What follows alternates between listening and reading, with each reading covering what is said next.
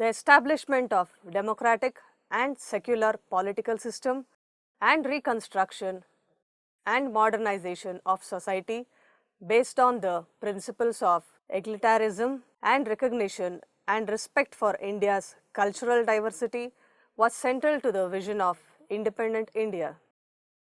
The Indian National Congress, which represented the mainstream of the independence movement, adopted the Fundamental Rights and Economic Program in 1931.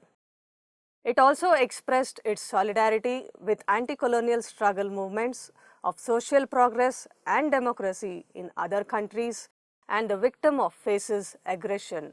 The ideals of independence movement were reflected in Constitution which came into force in 1950 when India became a republic. In this unit, you will have a comprehensive understanding about the concept of democracy as it has evolved since the dawn of human civilization. You will also come to know as how to democracy can be implanted in the mind of the sensitive child at the school and at home. The various education implications of democracy will also be discussed. You will learn as to how democracy as a way of life can be inculcated in the classroom and in various extracurricular activities of the school and in daily life situations.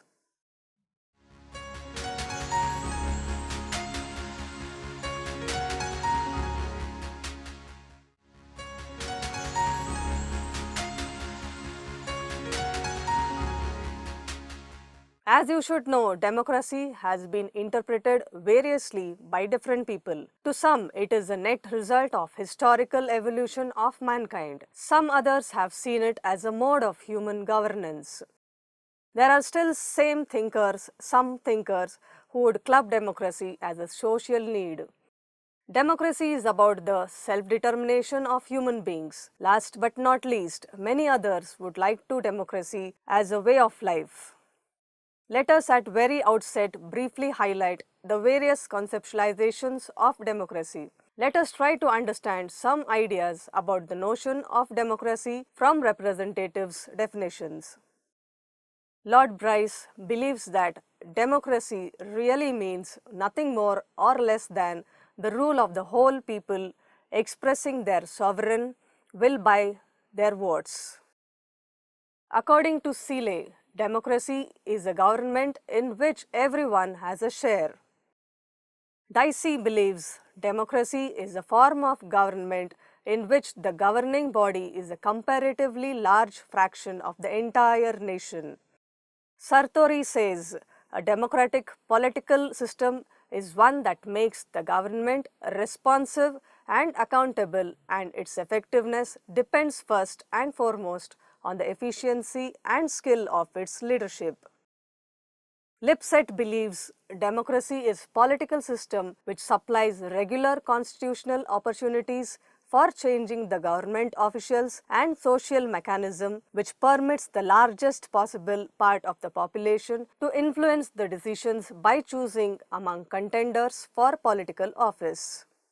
Macpherson believes democracy is merely a mechanism for choosing and authorizing governments or in some other way getting laws and political decision made. McClure observes democracy is not a way of governing whether by majority or otherwise, but primarily a way of determining who shall govern and broadly what ends. Worms believes democracy as an ideal society of equals in the sense that each is an integral and irrepressible part of the whole. Harold Lasky is of the opinion a democratic state no longer provides the technique of peaceful change in the existing era of transition from capitalism to socialism. It is also an illusion to think that the liberal state has worked in the interest of an overwhelming majority of the community. To Karl Marx, democracy has been referred to as an association in which the free development of each is the condition of the free development of all. Lenin believes democracy is of enormous importance to the working class in its struggle against the capitalists for its emancipation. It is one of the stages on the road from the feudalism to capitalism and from capitalism to communism. Some of them try to historize the idea of democracy, while some others try to concretize it. Bryce, for instance, treats it a broad ideal to be realized in due course of time. Those who regard democracy as a mechanism are Stan Peter, Dahl, Lin Lam, Peter Buchart. There are yet some others who would like to regard democracy as a value that is ends and means. For instance, Macpherson, while discussion about democracy, highlights on the mutual development of human beings. To him, by granting freedom to the people, democracy transforms them as possessor. At the same time, democracy also considers human beings as creators, thereby encouraging the creative faculties in them. Most of the scholars have seen democracy from a historical perspective. Its gradual development from feudalism and finally with the emergence of socialist democracy, a full circle has been completed. Even after the setbacks in the formal USSR and Eastern Europe, scholars in post-Soviet debates have continued to regard democracy as a value. They have also welcomed the emergence of new institutional mechanisms in the democratic states.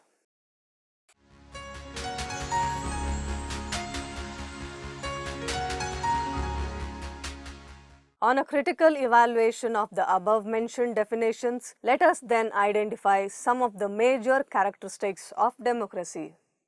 Democracy is a multifaceted concept and it embraces several elements, namely political ideas, economic and social forces, ethical principles, forms and government and way of life.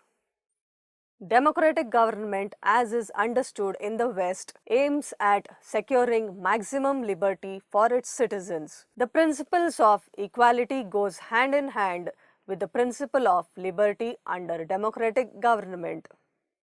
A democratic government gives opportunities to all to take part in political and socio-economic matters. The term democracy is derived from Greek word demos, that is people, and kratos is power. In other words, it is the government of the people, by the people and for the people. Democracy stands for a rule of the majority with adequate safeguards to the minorities. Out of the several national and state level parties, any single party or a combination of parties which capture a majority of seats in the Lok Sabha or in a Vidhan Sabha can form the government. Democracy has to safeguard the basic rights of the people and serve as a doom of public welfare. As E.M. Burns writes in his book Ideals of Conflict, transformed in accordance with modern intellectual discoveries, the ideal would have virtually limitless possibilities for leading mankind into promised land to freedom and abundance. Under the aegis of democracy, science would have the power to lift burdens of war, famine, poverty and disease. Democracy means a government by discussion. It is also regarded by government by consent or by public criticism. It is said that no man has right to be governed except by his own consent. By consent we mean not to consent to every law but consent to person who makes the law. Democracy is not only a form of government but also a way of life. Popular sovereignty and freedom to live as one pleases go together, and democratic government, the dignity of the human personality, is fully recognized. Democracy goes beyond frontiers of democratic country to enter the realm of the international affairs. In the international sphere, democracy stands for the principle of self-determination and for the regulation of interstate relations on the basis of equality, justice and reason. It is against any type of aggressive nationalism, imperialism and war. In other words, democracy also supports democratization of international relations, which is one of the stipulated goals of non-alignment. The Indian Constitution approaches democracy as an ideal form of government determined by rule of majority, defending basic rights of citizens.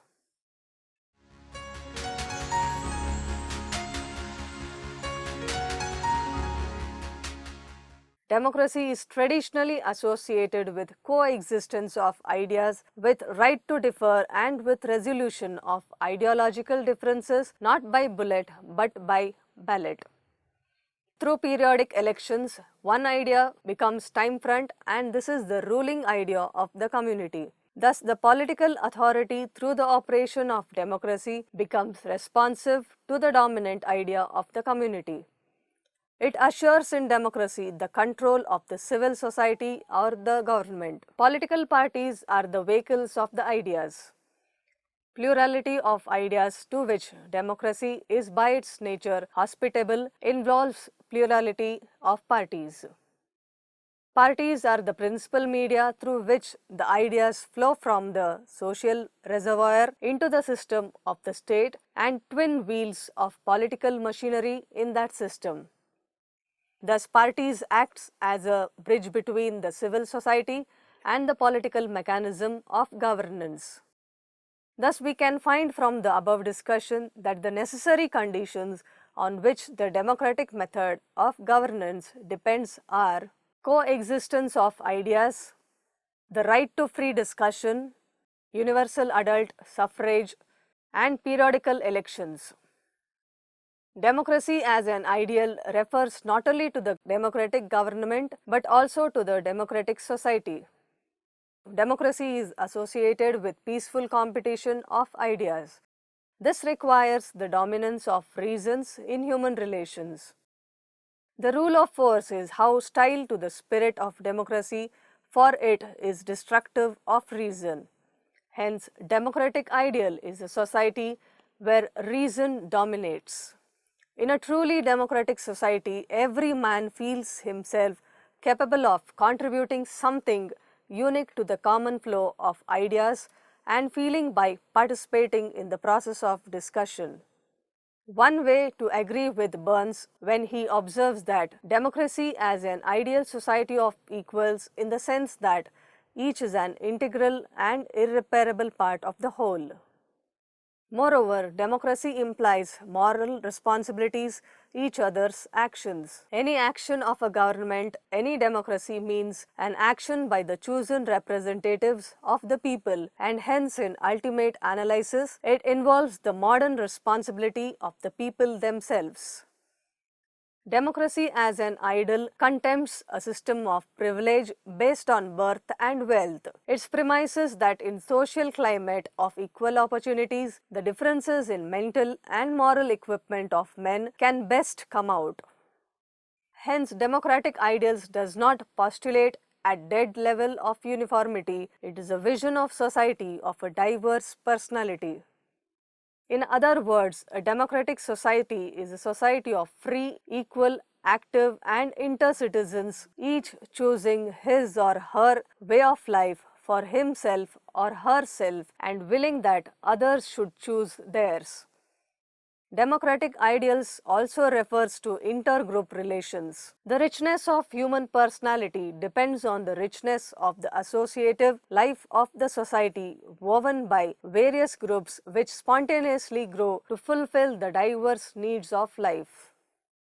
Modern states are not homogeneous and single-colored. They are uniformly multicolored and based on functional diversification. Autonomy of voluntary groups is what is known as institutional pluralism is a core of democratic ideal.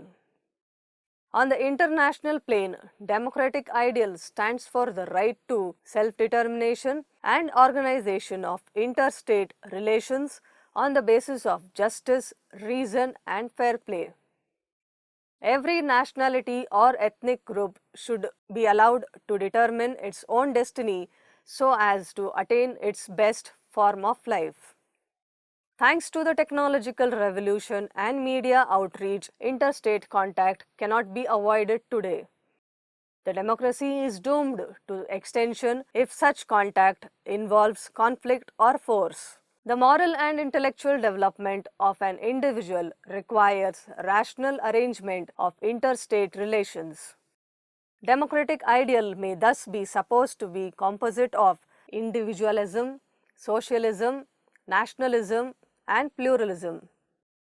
To treat this ideal of fixed dogma would, however, be doing violence to democracy. For democracy is anti-tactical to dogmatism. Democracy, as MacLever observes, is not a way of governing, rather by majority or otherwise, but primarily the way of determining who shall govern and broadly to what ends.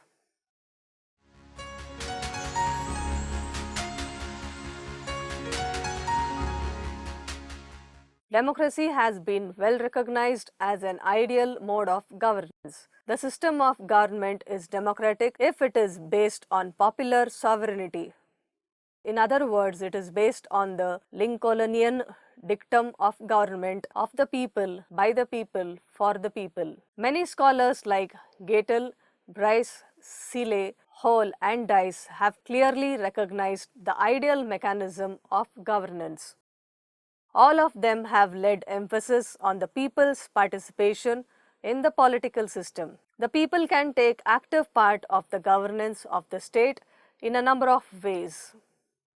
For instance, in an indirect or representative democracy, each adult member of the society can choose his representative in periodic election to be held by an impartial body like an election commission.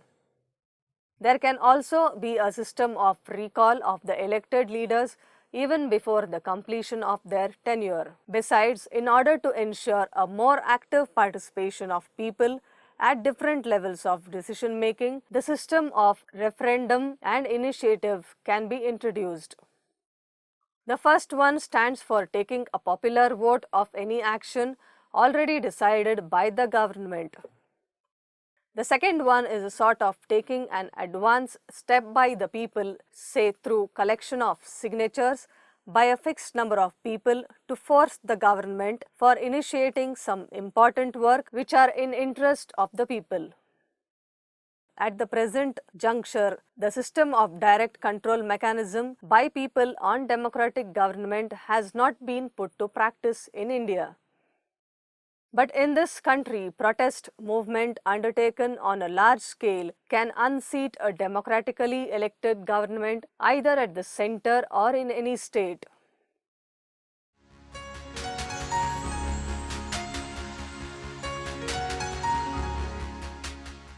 Democracy is not a mere mechanism of governance. Some scholars also talk of a democratic state and democratic society. A democratic government naturally implies a democratic state. In the words of Hunsur, all that a democratic state means is that the community as a whole possesses sovereign authority and maintains an ultimate control over affairs. In addition to being a form of government and type of state, democracy is an order of society. A democratic society is one in which people enjoy political liberty and also a socio-economic equality. Because of the close links between a democratic government and a democratic state and democratic society, justice is possible for all groups and associations of people. Similarly, that cannot be true democracy without a democratic way of life. A democratic attitude to life means faith in the principle of equality for all people and the recognition of individuality of a human being. A democratic way of life is characterized by tolerance, mutual respect, and fraternity.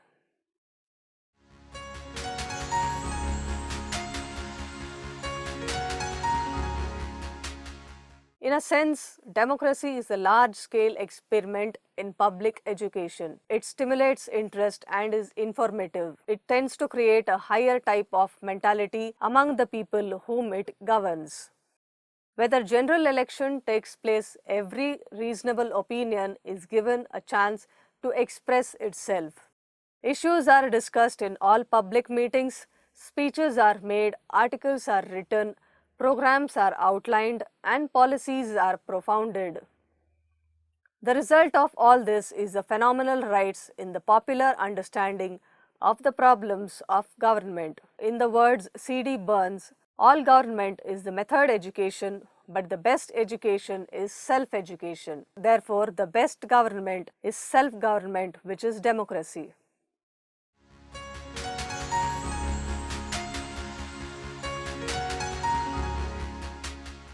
In planning an educational curriculum, the policy makers need to practice democracy at every stage.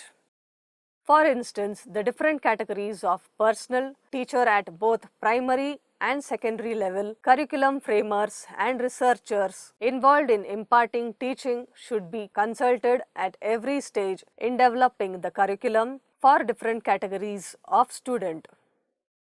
Otherwise, there would be serious flaws at this implementation stage.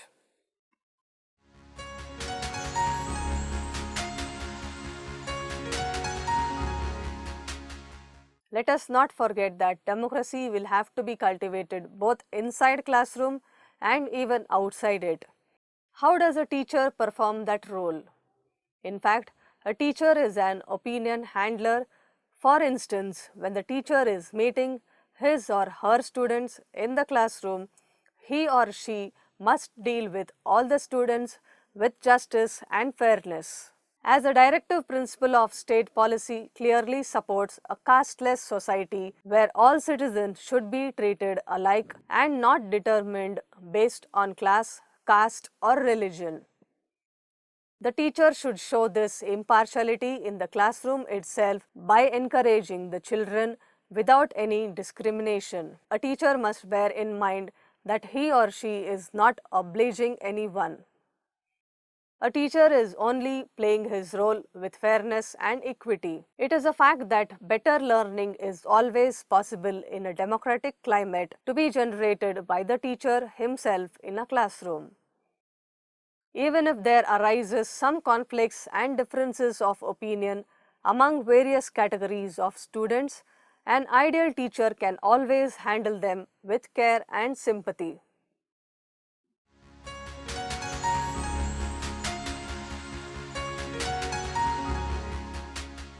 In one hand, the teacher has to be well accepted by the pupils of all categories of students. The teacher should not lead any doubts in their minds about playing an impartial role. While praising the brighter students, a teacher must not discourage the weak students. On the other hand, the teacher should be in position to motivate the dull students to learn from their mistakes and show improvement in subsequent tests. When you as a teacher are dealing with the majority, your students, you have to be actually reality conscious and handle the problems related to the students in a pragmatic way. Besides, a teacher can also play the role of a community leader even outside the classroom. People from different sections of the village or mohalla may come to for advice regarding their social problems. It may be relating to the wedding of daughter, negotiating a bank loan, writing an application to an officer for redressal of grievance, etc. the teacher can play the role of a philosopher, friend, and guide. By showing that quality of transparency, harmony, and justice, the teacher can be a role model for the simple folk in a village. A teacher can really sensitize them about inequity and injustice in a social system and can really motivate them to demand reforms within the system. A teacher can even educate them about the dubious characters and a role played by the village thoughts or brokers in a small town. The teacher can make them aware about the number of welfare schemes introduced by the government for the upliftment of the people. It is a fact that without change of attitude of the common people, egalitarianism is not possible. A teacher is in fact better placed in the community to change the attitude of the people around him. But the teacher can perform that role only if he or she does not show any contradictory behavior himself or herself. Let us think about some common queries for the implications of democracy to teaching learning process. The first is why we should teach about democracy. We as teachers are building the future citizens of the country, and their sensitive mind must inculcate democratic spirit to learn peaceful coexistence, rationality, and transparency. The second question is why should there be democratic way of life for all, including the teachers? Democracy as a way of life plays a crucial role in all the lives of all people. The teacher, being the opinion builder in a society, should specially cultivate the democratic values. We can identify some negative instances of violating democracy in a function of teacher. For instance, a teacher may be favoring a group of students and disfavoring some others. Another example can be cited when a teacher behaves in a partial way in managing the crisis situation or in taking crucial decision on evaluation work. Let us cite some positive instances where democracy is being practiced by some teachers. For instance, when teacher deals with both the bright and dull students, normal and differently able students with equal enthusiasm, he or she is following the democratic norms. Let us list some guidelines for ideal teachers as to how they can practice democracy both in the classroom situation and outside. Treat all categories of students with equality. Avoid discrimination of any sort on the basis of caste, class, creed, religion, sex, etc. Deal with low achievers with patience and tolerance. Encourage student participation in a classroom wherever possible. The more participation, the larger is the scope for democratic behavior. Wherever there are differences or conflict, deals with them democratically without any imposition or assertion of authority.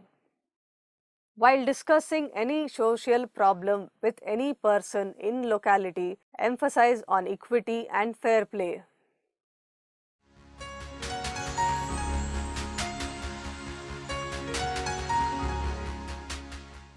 To conclude, democracy has been a way of life for most of the people of the world.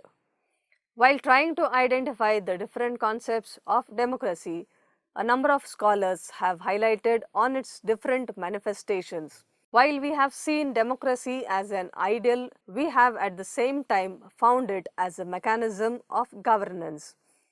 Education in democratic system has been a novel experience. Rationale for democracy in an educational curriculum has been highlighted. We have finally touched up all possible strategies or teacher educators to create the